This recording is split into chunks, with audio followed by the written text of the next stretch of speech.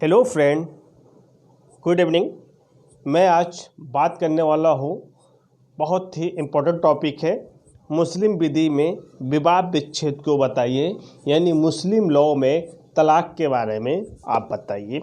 ये बताया गया। ये टॉपिक मेंस के लिए बहुत इम्पोर्टेंट ये टॉपिक है। जब आप मेंस में जब कोड करेंगे तो ये बहुत टॉपिक है। मैं मेंस के पर्पज़ से पढ़ा रहा हूँ, प्री के पर्पज़ से पढ़ा रहा हूँ, जो आपके लिए बहुत ही इम्पोर्टेंट है। अगर मेरे साथ आप जुड़े हैं, डायरेक्ट हैं, तो आपकी एक अच्छी तैयारी होगी। मैं उम्मीद करता हूँ आप मेरे साथ एक अच्छी तैयारी करने के बाद में आप पीसीएसजे हो या बिहार पीसीएसजे हो या झारखंड जुडिशरी हो या अदर स्टेट की जुडिशरी हो, उसमें आप बेनिफिट पाएंगे। और कोशिश करिए कि मैं आपको बताता हूँ कि जो हमारे चैनल अब तक नहीं सब्सक्राइब किए हैं, तो सब्सक्राइब कर लें। नेक्स्ट जो रेड बटन है उससे आप जो है प्रेस करने पर मैं कोई भी वीडियो डालूंगा उसकी नोटिफिकेशन आपको प्राप्त होगी। एवरीवन, मैं ज़्यादा समय न लेते हुए मैं आज इम्पोर्टेंट टॉपिक पे चर्चा करता हूँ, तलाक। ये तलाक पर मैं चर्चा करता हूँ। विवाह विच्छेद, डिलीशन ऑफ मैरिज, पैगंबर मोहम्मद की एक घोषणा, यानी पैगंबर मोहम्मद सल्लल्लाहु अलैहि वसल्लम का एक डिक्लेरेशन के अकॉर्डिंग, यानी डिक्लेरेशन के अनुसार कानून के अंतर्गत जिन चीज़ों को स्वीकृति प्रदान की जाती है, कानून के अंतर्गत जिन चीज़ों को स्वीकृति प्रदान की जाती है, विवाह विच्छेद उसी में से सभी निकृष्ट है, यानी सबसे निकृष्ट है। विवाह विच्छेद अगर कानून में कोई चीज़ अगर प्राप्त होती है तो विवाह विच्छेद सबसे गंदा काम है। कहने का तात्पर्य है विवाह विच्छेद सबसे बुरी चीज़ है। ये उन्होंने बहुत ही कड़े शब्दों में जो है इसका क्रिटिसाइज किया है पैगंबर मोहम्मद रसूलुल्लाह सल्लल्लाहु अलैहि वसल्लम का। नहीं बहुत जो है कहने का मतलब है कि हर इंसान को तलाक एक बहुत बुरी चीज़ है। तलाक कोई मामूली चीज़ नहीं होता है।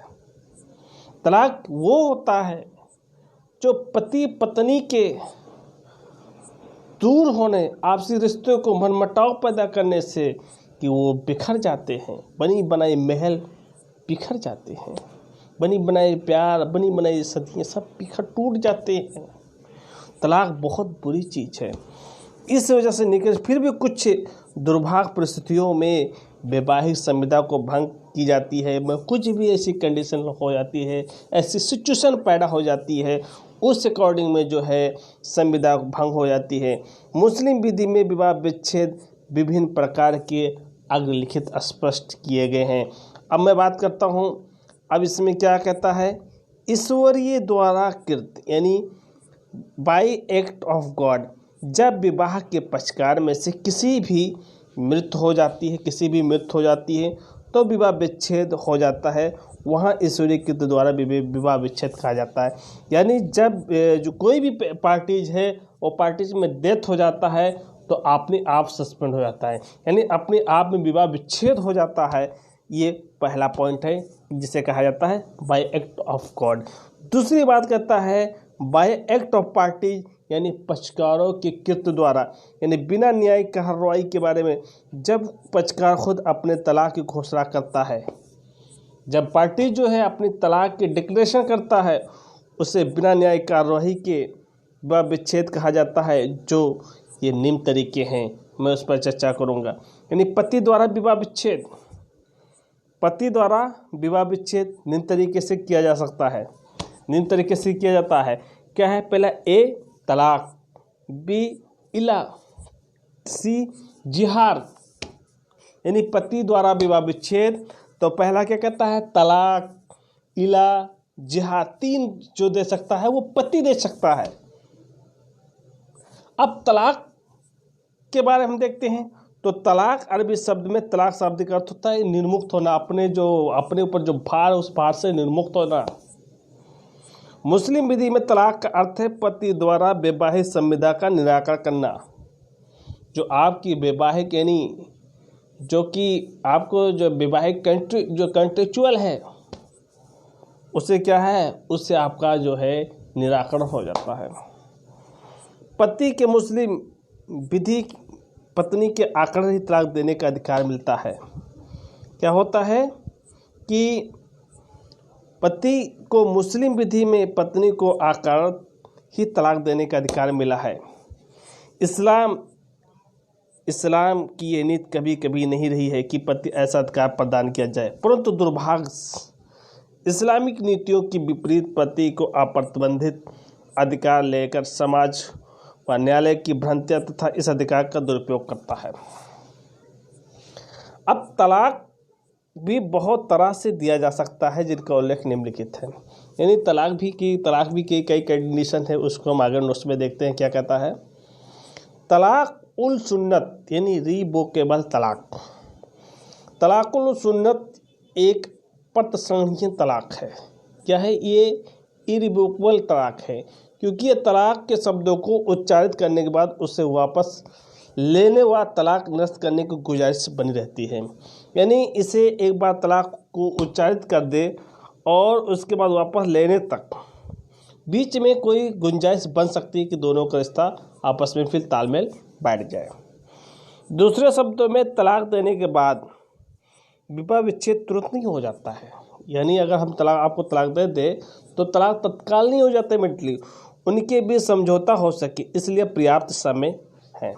यानी कुछ आपके पास जो है समय दे दिया जाता है कि कुछ पर्याप्त समय हो, तो उस समय के अकॉर्डिंग जो है दोनों पार्टी में जो आपस की कोई यानी पिटी ऑफेंस हो या किसी तरीके से आपस में मतभेद पैदा होता हो या पारिवारिक दाम्पत्य जीवन में कोई किसी तरीके से कोई आचरण या पर्दा होता हो, तो वो दूर कर दिया जाता है, उसी लिए पर्याप्त समय दिया जाता है। ठीक, अब देखते हैं तलाक हसन। इसमें क्या कहता है? तलाक हसन, एक मिनट आपको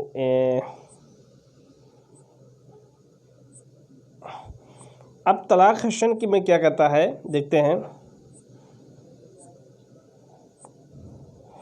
तलाक हसन यानी प्रॉपर तलाक हसन विवाह विच्छेद का सबसे उचित तरीका, तो यानी तलाक हसन जो है विवाह विच्छेद का उचित तरीका तो नहीं है, फिर भी इसे उचित तरीका माना जाता है।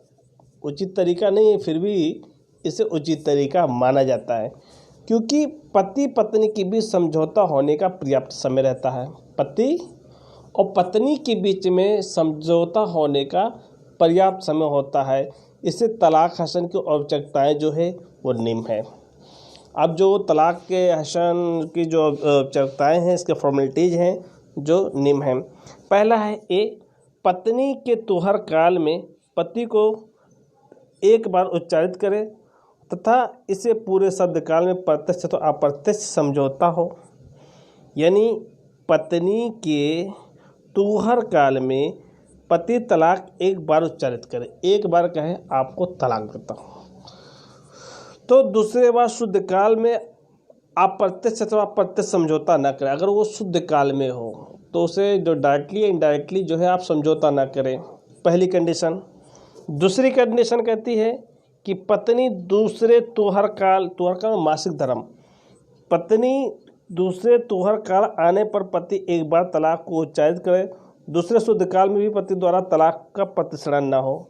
यानी दूसरे बार जो है पति द्वारा तलाक का इरिवोकेबल ना हो। तीसरी कंडीशन कहता है सी कहता है पत्नी को तीसरे तुहर काल आने पर पति पुनः तलाक की घोषणा करे, इससे तीसरे अंतिम घोषणा के बाद तलाक पूर्ण मान लिया जाएगा। ये तलाक की कंडीशन बताए तलाक हसन। अब तलाकुल बिद्दत यानी इरिवोकेबल तलाक, तलाकुल बिद्दत यानी इरिवोकेबल तलाक। तलाकुल बिद्दत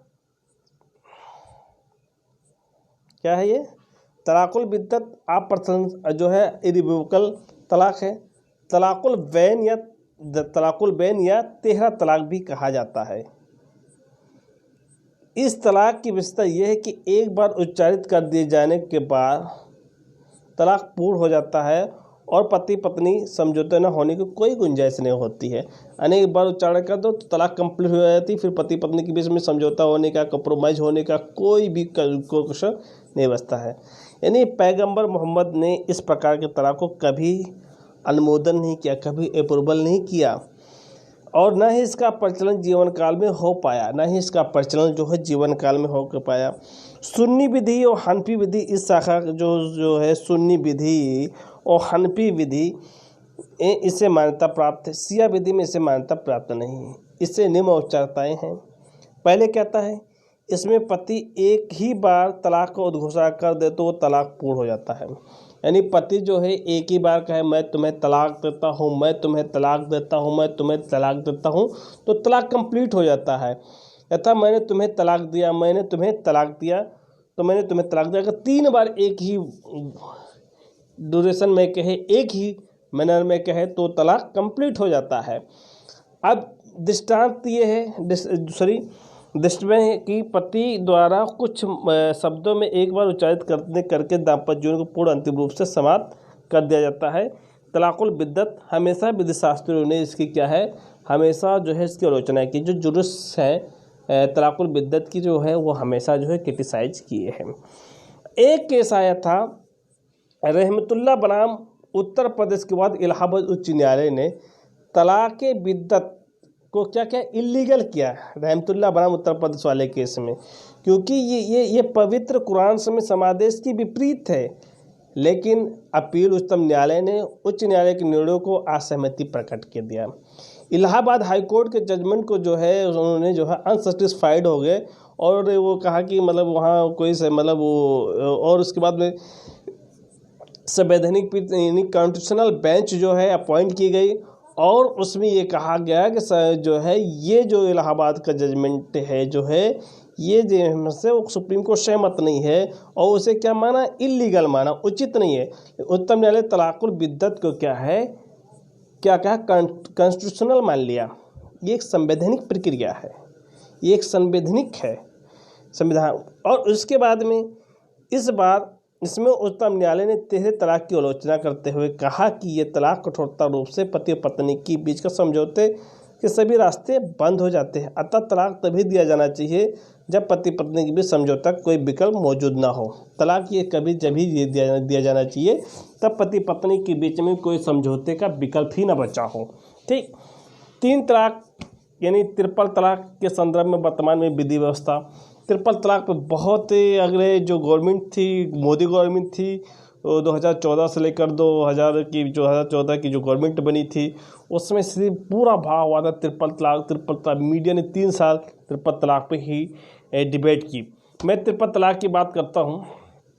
देश की सबसे जटिल समस्या में से एक ट्रिपल तलाक है। यानी एक केस आया था शायरा बानो के वाद में, सारा बानो के वाद में इसे क्या क्या असंवैधानिक घोषित कर दिया। ट्रिपल तलाक को ना शायरा बानो के केस में इसे जो है अनकॉन्स्टिट्यूशनल डिक्लेयर कर दिया। क्या था मामला, उत्तराखंड के काशीपुर की शायरा बानो साल 2016 में उच्चतम न्यायालय में अर्जी दायर कर ट्रिपल तलाक, निकाह हलाला तथा बहु विवाह प्रथा के चलन संबंधता को चुनौती दी गई। क्या चुनौती दी गई? चुनौती दी गई तलाक, निकाह हलाल तथा बहु विवाह प्रथा का जो चलन रहा उसे संवैधानिकता, उसे कॉन्स्टिट्यूशनल को जो है चैलेंज की। और मुस्लिम लॉ में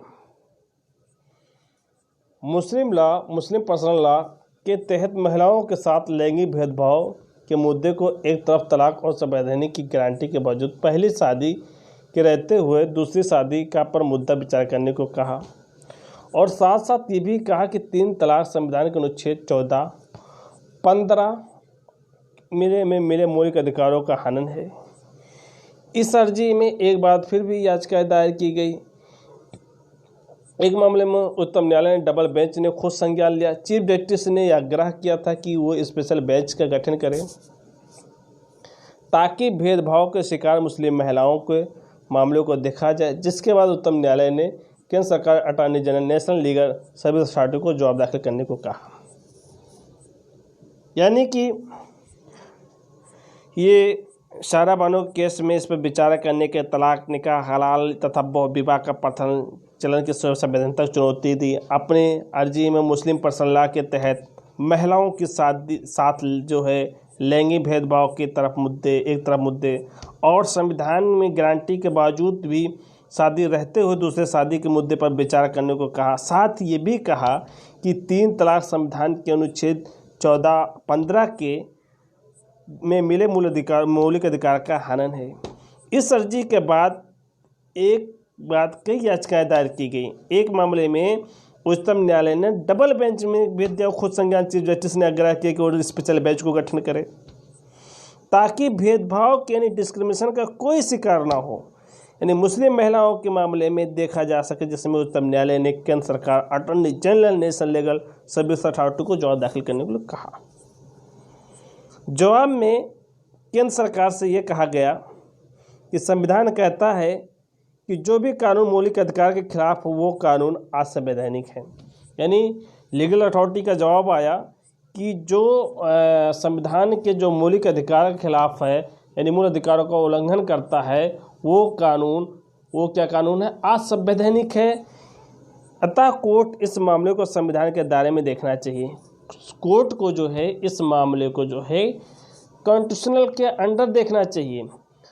ये मूल अधिकारों का उल्लंघन करता है और तलाक महिलाओं के तलाक क्या है? महिलाओं के जो है मान सम्मान और समानता के अधिकार में दखल देता है। क्या ग्राउंड ये लिया कि इनकी मान सम्मान और समानता यानी इनकी डिग्निटी, इक्वलिटी और गुडविल के अधिकार में जो है दखल देता है। ऐसे ही से असंवैधानिक घोषित किया जाए। आगे ये कहा कि पर्सनल लॉ धर्म का हिस्सा नहीं है। यानी उन्होंने अब जवाब में कहा कि पर्सनल लॉ जो है वो क्या है? रिलीजियस का पार्ट नहीं है और अनुच्छेद 25 के दायरे में शादी और तलाक नहीं है। यानी क्या कहा? अनुच्छेद 25 के दायरे में शादी और तलाक नहीं है। अगर कोई कानून लिंग समानता, महिलाओं के अधिकार या उसकी गरिमा को प्रभावित करता है, यानी कोई कानून लिंग समानता, महिलाओं के अधिकार और उसकी गरिमा को प्रभावित करता है तो कानून अमान्य होंगे और ऐसे 3 तलाक अवैध हैं। ये जवाब आया था। याचिकाकर्ता सायरा बानो की तरफ से विद्वान अधिवक्ता राम जेठमलानी जी ने ये दलील दी थी कि अनुच्छेद 25 धार्मिक जो है क्या कहता है? अनुच्छेद 25 धार्मिक प्रैक्टिस की बात करती है। अतः 3 तलाक 25 के तहत संरक्षित नहीं हो सकता है। मुस्लिम धार्मिक दर्शन शास्त्र में 3 तलाक और बुरा पाप कहा गया है। यानी मुस्लिम के जो दर्शन शास्त्र में 3 तलाक को क्या कहा है? बुरा पाप कहा गया है। इसमें धार्मिक स्वतंत्रता के अधिकार तत्व के तहत संरक्षित कैसे किया जाता है तथा ये भी कहा गया कि शादी तोड़ने के इन तरीकों के पक्ष में दलील नहीं दी जा सकती है। यानी शादी के तोड़ने के पक्ष में कोई दलील नहीं दी जा सकती है। शादी के एक तरफा ख़त्म करने का घिनौना है, इसलिए दूसरी बरती जानी चाहिए। अब ये जेठमलानी साहब जो बहुत बड़े एडवोकेट थे, वो दुनिया से फारिग हो गए हैं। वो इस केस में उन्होंने कहा कि ये ये जो है धार्मिक का कोई हिस्सा नहीं है 3 तलाक, और न ही इसे धर्म से प्रोटेक्शन मिलता है। मुस्लिम धर्मशास्त्रों में इसको बहुत कहा गया कि ये पाप है, इसमें धार्मिक स्वतंत्रता का अधिकार संरक्षित कैसे किया जा सकता है। और ये भी कहा गया कि शादी तोड़ने का इस तरह के पक्ष में कोई दलील नहीं दी जा सकती है। शादी एक तरफा ख़त्म करना घिनौना है, इसलिए इसे दूरी बरती जानी चाहिए। अब एक आया all India Muslim personal law board की ओर से दलील दी गई 3 तलाक इस्लाम का मूल हिस्सा नहीं है। ऑल इंडिया मुस्लिम महिला पर्सनल लॉ बोर्ड की ने एक दलील दी कि 3 तलाक इस्लाम का मूल हिस्सा नहीं है। कुरान इसका कभी कहीं भी जिक्र नहीं किया गया। कुरान में इसका भी कहीं नहीं जिक्र किया गया है। अब वहाँ 3 तलाक के पक्ष में पर्सनल लॉ की ओर से कहा गया अनुच्छेद 25 यानी धार्मिक स्वतंत्रता के तहत जो है परंपरा की बात और संविधान की परंपरा को संरक्षित करता है। सरकार चाहे तो पर्सनल लॉ को रेगुलेट करने के बाद कानून बना सकती है। विद्वान वकील कपिल सिब्बल आगे और कहा कि 3 तलाक पाप है और अवांछित है। हम भी बदलाव चाहते हैं, लेकिन पर्सनल लॉ में कोर्ट दखल नहीं होना चाहिए। हम भी ये जानते हैं कि मतलब जो है ये पाप है, ये समाज से मेल नहीं खाता है, ये अटपट लगता है, लेकिन क्या करें, मुस्लिम पर्सनल लॉ में दखल नहीं देना चाहिए। उनके कुरान और हदीस और शरीयत में क्या है, दखल नहीं दे सकते हम। निकाहनामे में 3 तलाक ना रखने के बारे में लड़की कह सकती है कि पति ने 3 तलाक नहीं कहेगा। मुस्लिम विधि में निकाहनामा एक कॉन्ट्रैक्ट है, सहमत से निकाह होता और तलाक का प्रावधान उसी के दायरे में है। उच्चतम न्यायालय ने अभूतपूर्व निर्णय 5 जजों संवैधानिक पीठ के द्वारा 3.2 से बहुमत से निर्णय के आधार पर ट्रिपल तलाक को भारतीय संविधान 1914 को उल्लंघन होने के कारण असंवैधानिक घोषित कर दिया।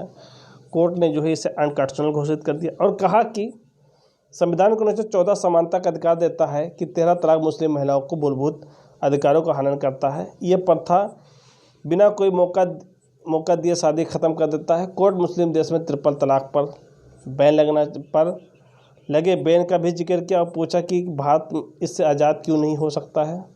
अन्य 2 न्यायाधीश जिसने इसका विरोध भी मत में किया था, उन्होंने मत ट्रिपल तलाक का सही नहीं माना था। अब तलाक बिद्दत ट्रिपल तलाक पर विधि के दृष्टिकोण क्या है। वर्तमान समय में भारतीय संसद द्वारा एक विधेयक मुस्लिम महिला विवाह अधिकार संरक्षण विधेयक 2017 में पारित किया गया, जिसके द्वारा तलाकुल बिद्दत इसके सदस्य कोई अन्य तलाक जो तुरंत अप्रशंसनीय हो, विवाह विच्छेद के हो, तो शून्य और अवैध घोषित कर दिया जाएगा। यानी अगर इसके पश्चात तो कोई तुरंत अप्रशंसनीय या विवाह विच्छेद को हो तो उसे शून्य और अवैध घोषित कर दिया जाए। यदि कोई व्यक्ति ऐसा करता तो धारा 3 के अनुसार ऐसे अवध के लिए जो 3 वर्ष तक हो सकेगा, जुर्माने से भी दंडित किया जाएगा। उसे सजा का भी प्रावधान किया गया। यानी एक सिविल नेचर का है और यहाँ पेनल्टीज का भी प्रोविजन रख दिया गया है। कहीं न कहीं इस चीज़ को तो है हम क्रिटिसाइज करते हैं। यहाँ पर उसे क्या नाम है, क्षतिपूर्ति की बात आती है, उसे डैमेजेस मिलनी चाहिए, डैमेजेस की क्लेम करना चाहिए, न कि ये जो है 3 साल की सज़ा की बात करती है। ये कहीं ना कहीं परे है। धारा 7 के दंड प्रक्रिया संहिता 1973 भी किसी बात को हो इस अधिनियम के अधीन दंडनीय कोई भी अपराध संहिता के अंतर्गत जो है इसे क्या में संज्ञेय और अचमंतीय होगा या कॉग्निजेबल और नॉन बेलेबल ऑफेंस होगा। ये बताया गया धारा 7 के तहत। अब देखते हैं कंडीशनल फॉर ए वैलिड तलाक। पहले होता है कैपेसिटी, स्वचित यौन अवस्था के वह प्राप्त मुस्लिम ही तलाक दे सकता है। फ्री कंसेंट, हनफी शाखा को छोड़कर मुस्लिम विधि की सभी शाखाओं को तलाक स्वेच्छा से देना आवश्यक है, अर्थात स्वतः सहमति आवश्यक है। तलाक के शब्द स्पष्ट हो, वर्ड ऑफ तलाक मस्ट बी एक्सप्रेस। तलाक के शब्द स्पष्ट होना चाहिए ताकि पति द्वारा विवाह विच्छेद किए जाने की धारता पूर्ण और सुनिश्चित किया जा सके। इला, अब मैं बात करता हूँ इला व ऑफ कंटिन्यूंस, वो ऑफ जो है कंटिन्यूंस।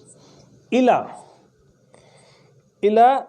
की विधि विवाह भंग करने के लिए पति शपथ लेता है वो पत्नी से संभोग नहीं करेगा। इला का मतलब होता है विधि से विवाह भंग करने के लिए पति एक शपथ लेता है कि वो पत्नी से संभोग नहीं करेगा। इस शपथ के पश्चात यदि पति व पत्नी के बीच 4 माह तक संभोग नहीं होता है तो वो 4 माह पूर्ण हो जाने पर विवाह विच्छेद बिना किसी कार्यवाही को पूर्ण हो जाएगा। इन 4 माह के अंदर उसके संबंध ठीक हो जाता है तो शपथ निरर्थक हो जाएगा। यानी इसका कहने का क्या तात्पर्य है, इला में ये कहता है कि विवाह भंग करने के लिए पति शपथ लेता है कि पत्नी से संभोग नहीं करेगा और इस शपथ के पश्चात जो है पति और पत्नी के बीच में 4 माह तक संभोग नहीं होता है 4 माह जो कंप्लीट हो जाने पर विवाह विच्छेद बिना किसी कार्यवाही को पूर्ण हो जाएगा। और इन 4 माह के अंदर उनके संबंध ठीक हो जाते हैं तो वो क्या है, ओथ जो है निरर्थक हो जाएगा, यानी ओथ का जो लिया हुआ जो है वो टूट जाएगा, फिर से कंटिन्यूस हो जाएगा, वो निरर्थक हो जाएगा। अब एक आता है दूसरी कंडीशन आता है सी जिहार, इंजूरियस एसाइमेलेशन।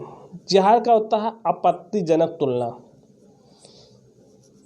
इस विधि में विवाह विच्छेद करने के लिए पति पत्नी की तुलना किसी ऐसे महिला से करता है जिसमें विवाह करने के लिए उससे जो प्रोहिबिटेड करता है, अथा माता या बहन इस कथन के संबंध में 4 माह समय पूर्ण हो जाने पर विवाह विच्छेद समझी जाएगी। इस बीच में पति अपने इस कथन में वापस ले ले तो यह कथन निकृष्ट हो जाएगा।